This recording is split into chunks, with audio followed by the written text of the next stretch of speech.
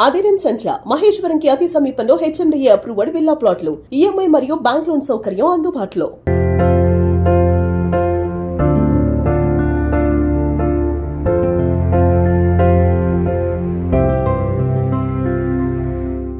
అందరికీ నమస్కారం. నేను Swaroopa Patlapalli. Welcome to Suman TV. చాలా కాలం తర్వాత సీనియర్ నటి సరిత సిల్వర్ స్క్రీన్ మీద కనిపించబోతున్నారు. భారతీయ న్యాయ వ్యవస్థకే ఆమె విడాకుల కేసు అనేది సవాల్ విసిరింది. మహిళల హక్కులు, విడాకుల కేసులకు సంబంధించిన ప్రస్తావన వచ్చినప్పుడల్లా సరిత విడాకుల కేసును ఒక ఉదాహరణగా, మార్గదర్శిగా అడ్వకేట్స్ చెబుతూ ఉంటారు. ప్రస్తుతం నాతో పాటు ఉన్నారు సీనియర్ జర్నలిస్ట్, ఫిల్మ్ క్రిటిక్ ప్రభు గారు. ఆయనతో మాట్లాడి సరిత గారి వ్యక్తిగత జీవితం గురించి, అలాగే సినిమా కెరీర్ గురించి అనేక విషయాలు తెలుసుకుందాం. నమస్తే ప్రభు గారు. మీరు కూడా చూసి ఉంటారు, సీనియర్ యాక్ట్రెస్ అయిన ఖుష్బూ గారి కూతురు అవంతిక సుందర్, అలాగే సరిత గారు కలిసి మలయాళం సినిమాలో నటించబోతున్నారు. దాని పేరు ఆరంభం. వాళ్ళిద్దరికి సంబంధించిన వీడియోస్ వైరల్ గా మారాయి. మనం ఎంతో మంది నటుల్ని చూస్తూ ఉంటాం, కానీ ప్రేక్షకుల హృదయాల్లో చిరస్థాయిగా నిలిచిపోయే వాళ్ళు కొందరే ఉంటారు. అలాంటి వారిలో సరిత గారు ఒకరు. ఆవిడ కెరీర్ గురించి మీకు తెలిసిన అనేక ఇంట్రెస్టింగ్ విషయాలు చెప్పండి. 80స్‌లో ఒక ఊపినటువంటి యాక్ట్రెస్ సరిత.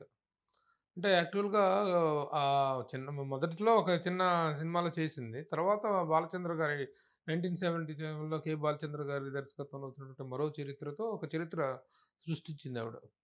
ఆ తర్వాత చాలా సినిమాలు చేసింది. ఆవిడ జీవితం, వ్యక్తిగత జీవితం, కెరీరు రెండింటిని కనుక చూసుకున్నట్లయితే కెరీర్‌లో ఎన్ని అద్భుతాలు కనిపించినాయి, వ్యక్తిగత జీవితంలో అంత ఫెయిల్యూర్ కనిపించింది. కెరీర్ పరంగా ఎంత సక్సెస్ అంటే ఏ యాక్ట్రెస్‌కి దక్కనన్ని అవార్డులు ఆవిడకి దక్కినాయి. మోరోవర్ బహుభాషా నటి. ఏ భాషలో నటిస్తే ఆ భాషలో డబ్బింగ్ తనే చెప్పుకునేది. అలా కాకుండా ఇతర ఆర్టిస్టులకు, ఇతర హీరోయిన్‌లకు కూడా తర్వాత తను డబ్బింగ్ ఆర్టిస్ట్‌గా మారిన తర్వాత ఇద్దరు టాప్ హీరోయిన్స్ అందరికీ, ఒక నగ్మాకి గాని, ఒక ఖుష్బూకి గాని, ఒక విజయశాంతి గారికి గాని, వీళ్ళందరికీ తను డబ్బింగ్ గాత్రదానం చేసినటువంటి యాక్ట్రెస్. అలాంటి అద్భుతమైన కెరీర్‌లో కెరీర్ పరంగా ఎంత పీక్స్ చూసిందో, వ్యక్తిగత జీవితంలో అంత డౌన్‌ఫాల్‌ని చూసినటువంటి, అన్ని కష్టాలు, అన్ని అవమానాలు, అన్ని బాధలు పడినటువంటి వ్యక్తి సరిత గారు. సో, ఏ డిఫరెంట్ కెరీర్ అనమాట. ఏ భాషలో తీసుకున్నా, మలయాళంలో తీసుకున్నా, తమిళంలో, కన్నడ, తమిళ్ వీటన్నిటిలో కూడాను షీ ఎక్సెల్డ్. దాదాపు అన్ని భాషల్లో కలిపి 155 పైగా చిత్రాల్లో యాక్ట్ చేయటం జరిగింది. అంటే కొన్ని డిఫరెంట్ క్యారెక్టర్స్, అంటే పెద్ద అందగత్తె కాదు తను. షీ ఈజ్ నాట్ ఇది మన సినిమాల్లో చూసినటువంటి ఒక చాక్లెట్ ఫేస్డ్ బ్యూటిఫుల్ హీరోయిన్ కాదు. బట్ ఆ కళ్ళలోనే ఒక మెరుపు, ఆ నటనలో ఒక చిన్న స్పార్కు, ఇవన్నీ కలిసి తనను, ముఖ్యంగా బాలచంద్ర గారు ఆవిడలో విపరీతమైన ఇది అరివికట్ట ముండం అని తిట్టేవాడు ఆయన ప్రేమగా అనమాట. తెలివి తక్కువ మొద్దు అని మొట్టికాయలు వేస్తుండేవాడు బాలచంద్ర గారు. అలాంటి నటి ఆ వయసు నుంచి కూడా చిన్న వయసులోనే తను యాక్ట్రెస్‌గా 16 ఏళ్ల వయసులోనే, అందులో పాటకిను ఆవిడ పర్సనాలిటీకి సరిపోయి 16 ఏళ్లకు నీలో నాలో ప్రాయం చేసే చిలిపి పనులకు కోటి దండాలు అనే ఒక సాంగ్ ఉంటుంది కదా! మరో చరిత్రలో నిజంగా 16 ఏళ్ల వయసులోనే ఆవిడ కెరీర్ స్టార్ట్ అవ్వటం, ఆ 16 ఏళ్ల వయసులోనే, తెలియని వయసులోనే ఒక బాల్య వివాహం చేసుకోవటం, ఆ చేసుకున్న వ్యక్తితోటి ఒకే ఒక సంవత్సరంలో డైవర్స్ అవ్వటం, తర్వాత మళ్ళీ కెరీర్ స్థిరపడి బ్రహ్మాండంగా ఉందనుకున్నాగా మలయాళ యాక్టర్ ముఖేష్ అతనితో పెళ్లి చేసుకోవటం. పెళ్లి చేసుకున్న తర్వాత ఇక అతని నిజ స్వరూపం తెలిసిన తర్వాత ఇక ఆ అమ్మాయి పడ్డ కష్టాలు, ఇద్దరు ఇద్దరు కొడుకులు కన్నది. అందరూ ఆ రోజున షాక్ అయింది. మలయాళ ఫిల్మ్ ఇండస్ట్రీ కాదు, తమిళ ఫిల్మ్ ఇండస్ట్రీ, మొత్తం ఫిల్మ్ ఇండస్ట్రీయే షాక్ అయింది. పోయి ఆ తాగుబోతుని చేసుకుంటుంది ఏంటి ఈ అమ్మాయి అని చెప్పేసి. మరి వీళ్ళకి ఏమి ఇదో తెలీదు, ఎలాంటి భ్రమంలో పడతారో తెలీదు గానీ, ఎంత తొందరపాటు నిర్ణయాలు తీసుకుంటారో, ఆ ఎమోషనల్‌గా తీసుకునేటువంటి నిర్ణయాల ఫలితాలు ఎంత దారుణంగా ఉంటాయో చెప్పడానికి చాలామంది హీరోయిన్‌లు, చాలామంది ఫిల్మ్ సెలబ్రిటీల జీవితాలే ఒక ఉదాహరణగా చెప్పుకోవాలి. ప్రభు గారు, సరిత గారికి 2 పెళ్లిళ్ళయ్యాయి. 2 కూడా విడాకులయ్యాయి. హ్మ్. ఇప్పటికి కూడా భారత న్యాయ చరిత్రలో ఆమె కేసుని ల్యాండ్ మార్క్ కేసుగా చెబుతూ ఉంటారు. హ్మ్. అసలు ఏం జరిగింది? ఎందుకు ఈ కేసుని ఇప్పటికి కూడా ఒక ఎగ్జాంపుల్‌గా చెప్తున్నారు? అంటే డైవోర్స్ అయిన తర్వాత మళ్ళీ ఈ వివాహ పునరుద్ధరణ చట్టం అనేటువంటి దాని ప్రకారం, భారత వివాహ పునరుద్ధరణ చట్ట ప్రకారం వాళ్ళని కలపటానికి ఉన్న అవకాశాలు ఏమిటనేటువంటిది చట్టం మాక్సిమం ప్రయత్నిస్తుంది. ఆ ప్రయత్నంలో భాగంగానే ఆవిడతోనే ఉండి తీరాలి, ఆ భర్తతో ఉండి తీరాలని విడాకులు, డైవర్స్ కాకుండా హోదాపోదాలు జరిగిన సందర్భంలో కొన్ని న్యాయ వ్యవస్థ ముందు కొన్ని ప్రత్యేకమైనటువంటి ప్రశ్నలు లేవనెత్తింది ఆ అమ్మాయి. నాకిష్టం లేకపోయినా నేను అతనితో ఉండాలా? నాకిష్టం లేకపోయినా అతనితో నేను పడుకోవాలా? అతనికి పిల్లల్ని కనాలా? అనేటువంటిది. అంటే ఒక శరీరం అనేటువంటిది, ఒక మనసు అనేటువంటి రెండిటి మధ్య సంఘర్షణ.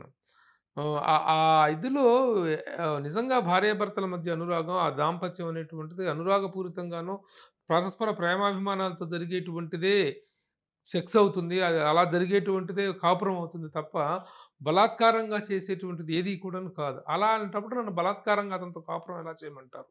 అని తను విసిరిన సవాలుని న్యాయ వ్యవస్థ.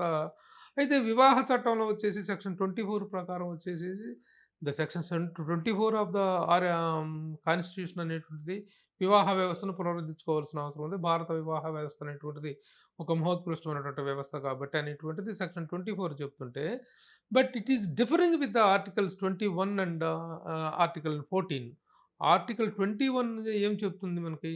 ఆర్టికల్ 21 ఈ దీని గురించి చెప్తుంది. రైట్ టు లివ్, జీవించే హక్కు. నీ ఇష్ట ప్రకారంగా, నీ మనఃపూర్వకంగా జీవించేటువంటి హక్కును ఆర్టికల్ 21 కల్పిస్తుంది. ఆర్టికల్ 14 వచ్చేసి ఈక్వాలిటీని కి ప్రొటెక్ట్ చేస్తుంది. ఈ 2 సెక్షన్‌లును ఆ వివాహ వ్యవస్థ కోసం చెప్పినటువంటి జడ్జిమెంట్‌కి కాంట్రాడిక్ట్ అవుతుంది. కాబట్టి ఆ కేసు చాలా కాలం నడిచింది. It was a sensational case. Finally she got the divorce అనేటువంటిది ఇప్పటికి కూడా న్యాయ వ్యవస్థలో ఈ కేసును ఉదహరిస్తూ ఉంటారు. సరిత గారు అనే కాదు, సినీ ఇండస్ట్రీలో చాలా మంది తొందరగా పెళ్లిళ్ళు చేసుకుంటూ ఉంటారు. అంతే తొందరగా డివోర్స్ కూడా తీసుకుంటున్నారు. మన చుట్టుపక్కల కూడా తెలుగు ఇండస్ట్రీలో అలాంటి వాళ్ళు చాలా మంది ఉన్నారు. ఎందుకు ఇలా జరుగుతూ ఉంటాయి? సెలబ్రిటీస్ పెళ్లిళ్ళు అనేవి 3 నాళ్ల ముచ్చటగానే ఎందుకు మిగిలిపోతున్నాయి? సెలబ్రిటీల పెళ్ళిళ్ళు గాబట్టి, మీ దృష్టికి వస్తుంటాయి గాబట్టి, మీరు అడుగుతుంటారు గాబట్టి వస్తుంటాయి. కొన్ని వందల డైవోర్స్ కేసులు కోర్టుల్లో సంవత్సరాల తరబడి మురుగుతున్నాయి. కొన్ని వేల డైవోర్స్ కేసులు. అవేవి వెలుగులోకి రావు. సెలబ్రిటీల కేసులు కాబట్టి వెలుగులోకొస్తాయి. కాబట్టి మీరు ప్రశ్నిస్తుంటారు.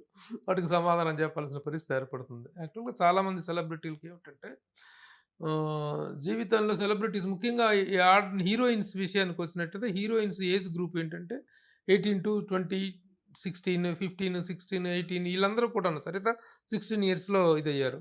ఆ ఎర్లీ ఏజ్‌లో ఒక సెలబ్రిటీ హోదా వచ్చిన తర్వాత జీవితంలో ఎలాంటి నిర్ణయాలు తీసుకుంటున్నాం? సక్సెస్ అనేటువంటి దాన్ని హ్యాండిల్ చేయటం చాలా కష్టం అమ్మ. ఫెయిల్యూర్‌నైనా తట్టుకోవచ్చు గానీ సక్సెస్‌ని హ్యాండిల్ చేయటం చాలా కష్టం. అంత చిన్న వయసులో అంత స్టార్‌డమ్‌లో వచ్చిన తర్వాత ఏం చేయాలో, ఎలా లైఫ్‌ని హ్యాండిల్ చేయాలో తెలీదు.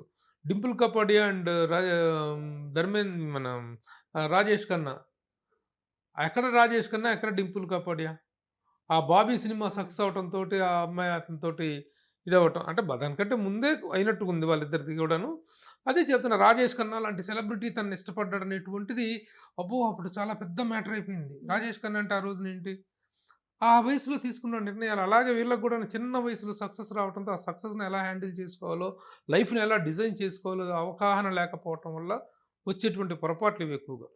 అందువల్లనే ఈ అందరూ కూడాను ఏం చేస్తున్నామో తెలియనటువంటి ఒక ఉన్మాద స్థితిని కూడా అనలేము. దాన్ని ఒక అనిశ్చిత స్థితిలో వాళ్ళు చేసుకుంటారు ఇలా నిర్ణయాలు. చాలామంది మన తెలుగులో కూడా చాలామంది అమ్మాయిలు, సెలబ్రిటీలు, సింగర్‌లు వీళ్ళందరూ కూడాను, యాంకర్‌లు వీళ్ళందరూ చేసుకున్న పెళ్ళిళ్ళు ఏంటి మళ్ళీ త్వరలో ఎందుకు ఇదవుతున్నాయంటే, ఏదో పెద్ద విలన్‌లయిపోయి కాదు, వాళ్ళేదో పెద్ద గయ్యాళులయిపోయి కాదు, వాళ్ళేదో పెద్ద రాకాసి రంపలయి కాదు.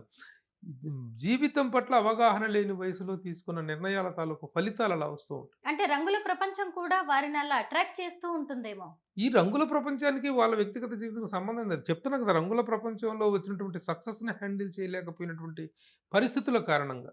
ఇప్పుడు ఆ అమ్మాయి జీవితంలో చూసుకుంటే, సరిత గారి జీవితంలో చూసుకున్నట్లయితే ఎంత సెలబ్రేటెడ్ యాక్ట్రెస్ నిజంగా తన అవార్డులు గాని, తనకొచ్చిన రివార్డులు గాని చూసుకుంటే 4 భాషల్లో ఒక ఏలుడేలినటువంటి అమ్మాయి. పెద్ద అందగత్తె కాదు. పెద్ద చూడగానే అసలు స్టన్నింగ్ బ్యూటీ ఏం కాదు ఆవిడ. అయినా సరే ఇంత సక్సెస్‌ఫుల్ కెరీర్ చూడగలిగిందంటే తనలో ఉన్నటువంటి ఒక స్పార్క్, తన నటనలో ఉన్నటువంటి ఒక వైవిధ్యం. అలాంటి సక్సెస్ వచ్చినటువంటి అమ్మాయి పోయి మొగుడు తాగేసొచ్చి తన్నులు తింటుంటే, కడుపులో పెట్టి గుద్దుతా ఉంటే, తను చేసినటువంటి ఎలిగేషన్స్‌లో కోర్ట్‌లో సబ్మిట్ చేసినటువంటి ఎలిగేషన్స్‌లో ఉన్నాయి. కడుపుతో గర్భిణిగా ఉన్నప్పుడు పట్టుకొని కొట్టాడు, తన్నాడంటే ఎంత సెల్ఫ్ రెస్పెక్టెడ్ క్యారెక్టర్స్ చేసింది. ఎంత సెల్ఫ్ రిలయన్స్ క్యారెక్టర్ చేసింది. వుమెన్ ఎంపవర్‌మెంట్ గురించినటువంటి క్యారెక్టర్స్, వుమెన్ సెంట్రిక్ క్యారెక్టర్స్ ఎన్ని చేసింది. అలాంటి సరిత ఇలాంటి ఒక దౌర్భాగ్య స్థితిని ఫేస్ చేసిందంటే నమ్మశక్యంగా ఉంటుందో చెప్పండి. అందుకే బాలచందర్ గారు ఆమెని తెలుగులేని మొద్దు అనేవారేమో అనిపిస్తూ పాపం ఆమె జీవితాన్ని చూసి. అవును. కరెక్టే. హ్మ్. ఎంతమంది ఇన్స్పిరేషన్‌గా తీసుకుంటూ ఉంటారు సరిత గారు లాంటి వాళ్ళని. హ్మ్. ప్రభు గారు మీరేమంటారు? ఇప్పుడు ఈమె కేస్ గురించి మనం మాట్లాడుకుంటున్నాం గదా! ఆడవాళ్ళకి వాళ్ళ శరీరం మీద, వాళ్ళ వివాహ బంధం మీద హక్కు వారికే ఉండాలంటారా? లేదంటే ఎవరిది చట్టాలకి మనం లొంగిపోవాలా? చట్టం అనేటువంటిది కూడా చట్టం యొక్క లక్ష్యం న్యాయం చేయటం. ఆ న్యాయం అనేటువంటిది ఎలా ఉండాలి అంటే, ఎవరి వ్యక్తిత్వాలని కించపరిచేలాగా, ఎవరి వ్యక్తిత్వాల్లోనో, ఎవరి వ్యక్తిగత జీవితాల్లోకో బలవంత పెట్టి చేయించేలాగా ఉండకూడదు. ఆ పరిధిలోనే ఉండాలి. ఇప్పుడు ఆ అమ్మాయి విషయంలో కూడా కోర్టు చెప్పిన దాన్ని తను సవాలు చేసింది. నాకిష్టం లేకపోయినా నేను అతని దగ్గర పడుకోవాలా? నాకిష్టం లేకపోయినా నేను కాపురం చేయాలా? నా శరీరం, నా మనసు, నా ఇష్టం. అనేటువంటి దీన్ని వాదించుకున్నప్పుడు, ఆ వాదనలో ఉన్నటువంటి సహేతుకతని ప్రతి ఒక్కళ్ళు కూడా గౌరవించాల్సిన అవసరం ఉంది. అదే జరిగింది తన కేస్ విషయంలో. అందుకే తనకు డైవర్స్ అనేటువంటిది కూడా చాలా సుదీర్ఘమైన పోరాటం తర్వాత రాగలిగింది. These are the basic points. When a constitution has given me right to live, when the constitution has given me the right for equality, let me get them exercised. వాటిని అనుభవించడం, వాటిని ఆస్వాదించేటువంటి హక్కు నాకు కావాలి. ఇంత బలవంతపు కాపురం ఏదో ఎమోషన్‌లో చేసుకున్నంత మాత్రాన జీవితాంతం వాటికి కట్టుబడిపోయి వాటికి మళ్ళీ ఇది ఒక వ్యక్తి స్వేచ్ఛకును, ఒక మనిషి తాలూకు భావావేశాలకు సంబంధించిన మ్యాటర్ అమ్మ. దీన్ని అర్థం చేసుకొని పోయి మళ్ళీ మనం విచ్చలవిడి మహిళామణులు కొంతమంది బయలుదేరతారు. స్త్రీ స్వేచ్ఛ, స్వీయ అభ్యుదయము, మీ టూ, మా టూ అనుకుంటా బయలుదేరుతుంటారు. వాళ్ళకిను ఇలాంటి ఒక డెప్త్ ఆఫ్ మ్యాటర్స్‌కి సంబంధం లేదు. ప్లకార్డులు పట్టుకొని ఊరేగటం కాదు స్త్రీ స్వేచ్ఛ అంటే. నిజమైన పోరాటం అనేటువంటి దానికి ఒక అర్థం ఉంటుంది. ఒక విలువ ఉంటుంది. నిజమైన స్త్రీ స్వేచ్ఛ కావచ్చు, ఎవరిదైనా స్వేచ్ఛ హరించబడినప్పుడు చేయాల్సినటువంటి పోరాటం తాలూకు డెప్తులు వేరుగా ఉంటాయి. ప్రతిదానికి మేము ఉన్నామని చెప్పి బయలుదేరే వాళ్ళు కాదు స్త్రీవాదులు. వాళ్ళు కాదు ఆ సూడో ఇంటలెక్చువల్స్. అలాంటి సూడో ఇంటలెక్చువల్‌కి ఇలాంటి కేసులకు సంబంధం లేదు. That is what I mean to సే.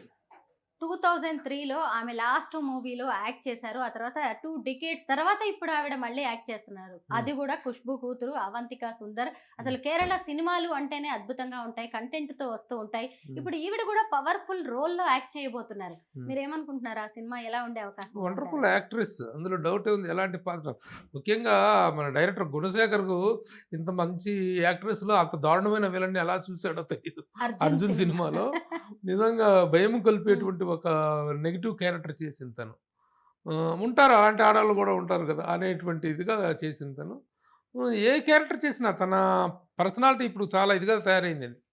చాలా మనిషి హెక్టిక్‌గా చాలా అప్పట్లో ఉన్న సరిత ఏంటి, ఆ సరిత అందం ఏంటి.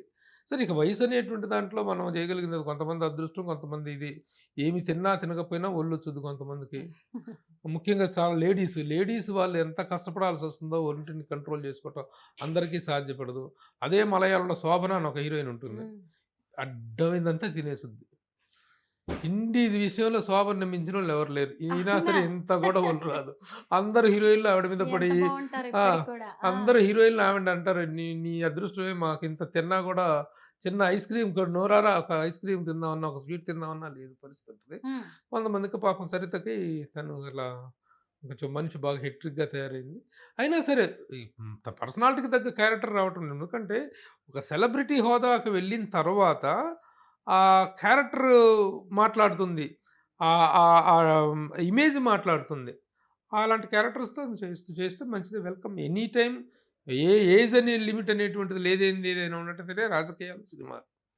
Any time she is welcome. ఇన్‌స్పిరేషన్‌కి తన వ్యక్తిగతంగా తను చేసినటువంటి ఫైట్ ఎప్పుడైనా వ్యక్తిగతంగా చేసినటువంటి పోరాటం ఈ మామూలుగా ఈ సమాజంలో కూడాను మిగతా కేసులు కూడా అప్లికబుల్ అయ్యేటువంటి అంశాలు దాంట్లో ఉన్నప్పుడు డెఫినిట్‌గా ఆ కేస్ అనేటువంటిది రిఫర్ చేయబడుతుంది ప్రతి సందర్భంలో కూడా. ఇప్పుడు లాయర్‌లు ఏంటంటే ఏ కేసుని తీసుకున్నప్పటికి కూడాను పలానా కేసులో, పలానా సందర్భంలో ఇలాంటి వాదన వినిపించింది, ఇలాంటి జడ్జిమెంట్ వచ్చింది. కాబట్టి దాని తాలూకు సెక్షన్స్‌ని గాని, దాని తాలూకు ఆర్టికల్స్‌ని గాని దీంట్లో తీసుకొని తీర్పు చెప్పండి అని చెప్పి అడగటం జరుగుతుంది. ఆ విధంగా తను ఒక బెంచ్ మార్క్ కేస్‌గా తన కేసు ఉండటం అనేటువంటిది మంచిదే. It is a reference to all the ఈ ఇలాంటి ఒక అన్యాయాలకు, ఇలాంటి ఒక దౌర్జన్యాలకు గురైన ఆడవాళ్ళకి ఆ కేసు ఒక ఉదాహరణగా నిలవటం అనేది జరిగింది. వండర్‌ఫుల్ యాక్ట్రెస్ అయిన సరిత గారి గురించి బయట ప్రపంచానికి తెలియని ఎన్నో విషయాలు చెప్పారు. థాంక్ యూ సో మచ్ ప్రభు గారు. ఓకే. నమస్తే.